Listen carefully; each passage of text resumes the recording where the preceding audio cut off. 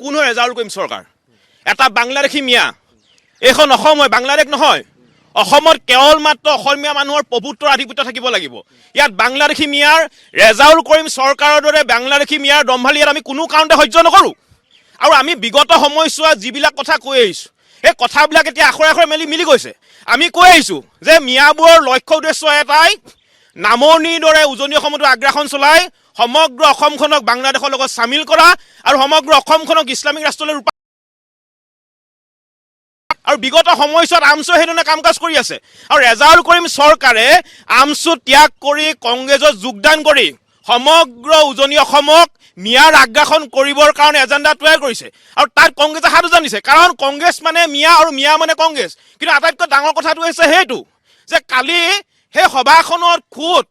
অসমৰ এজন সাংসদ যোৰহাট লোকসভা সমষ্টিৰ এজন সাংসদ গৌৰৱ গগৈ উপস্থিত আছিল গৌৰৱ গগৈ উপস্থিত থকাৰ অৱস্থাত এটা মিয়াই যে শিৱসাগৰখনক ধুবুৰী বনাই দিম বুলি ক'লে তাৰপিছতো কিন্তু গৌৰৱ গগৈ এটা মাত নেমাতিলে গৌৰৱ গগৈ কিন্তু মুকলিকৈ আমি দেখা পালোঁ যে সমৰ্থন জনালে গতিকে গৌৰৱ গগৈৰ দৰে জাতিদ্ৰোহী বিশ্বাসঘাতক ছদ্মবেশী সাংসদ আমাক কোনো কাৰণতে নালাগে আমি স্পষ্টভাৱে আপোনালোকৰ সংবাদ মাধ্যমৰ জৰিয়তে এটা কথা কৈ দিব বিচাৰিছোঁ আমি কোনো কাৰণতে উজনি অসমত অবৈধ সন্দেহযুক্ত নাগৰিকৰ দপদপনি আমি সহ্য নকৰোঁ আমি কোনো কাৰণতে উজনি অসমত অবৈধ সন্দেহযুক্ত নাগৰিকৰ দপদপনি আমি চাই নাথাকোঁ আৰু সেইটো কাৰণে আমি কৈছোঁ যে মাঘৰ বিহুৰ পিছৰ পৰাই সমগ্ৰ উজনি অসমত জাতীয় সংগ্ৰামী সেনা অসমে মিয়া খেদা অভিযান আৰম্ভ কৰিব আৰু জাতিৰ স্বাৰ্থত প্ৰয়োজন হ'লে মিয়াৰ কিন্তু পিঠি গুৰুলগালুকে বহল কৰি দিয়া এইটো কথা স্পষ্ট উজনি অসমক কোনো কাৰণতে ধুবুৰীৰ দৰে মিয়াৰ আগ্ৰাসন কৰিবলৈ নিদিওঁ সেইটো কথা স্পষ্ট